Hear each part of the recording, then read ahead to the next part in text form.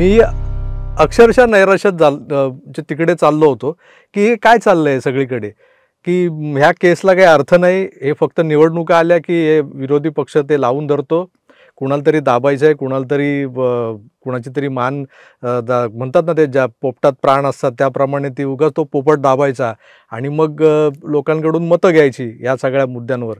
असंच काही चाललंय का असं वाटत होतं. पण आता तुम्ही जो काही दिलासा दिलाय तो फार मोठा आहे. सगळ्यांना आठवत असेल की तलवार जी फॅमिली होती, डॉक्टर आरुषी तलवारचं जे आरुषी तलवार, त्या केसमध्ये सीबीआयनं रिपोर्ट सादर केला की याच्यात आम्हाला काही पुरावे मिळत नाही आहे, फक्त डाऊटच्या आधारावर स्पेशल जजनं अरेस्ट वॉरंट काढला यांचा.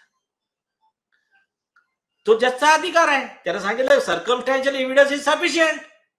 तर इथे ते आमचे विटनेस बाजूला राहू द्या, मोबाईल टॉवर बाजूला राहू द्या.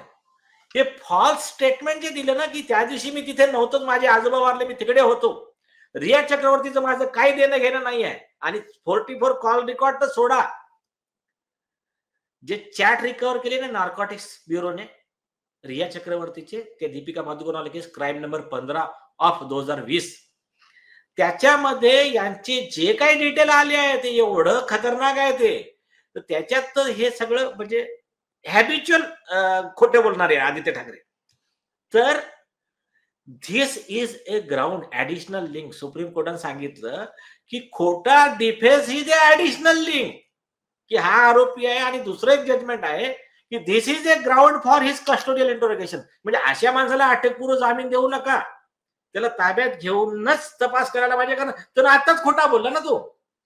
तर हे जे आहे ना की हे सफिशियंट आहे त्यांना, म्हणजे ती स्टेज पुढे न्यायला. म्हणून कॉमन मॅनला निराश होण्याची आवश्यकता नाही आहे, फक्त कॉमन मॅनने एकच काम करण्याची आवश्यकता आहे की आपल्या जेवढे कॉन्टॅक्ट आहेत, जेवढ्या ओळखी आहेत, आपल्या एरियातले आमदार असतील, मिनिस्टर असतील, आपले मुख्यमंत्री साहेब असतील, प्रत्येकाला डायरेक्टली इनडायरेक्टली मेसेज पोहोचवा.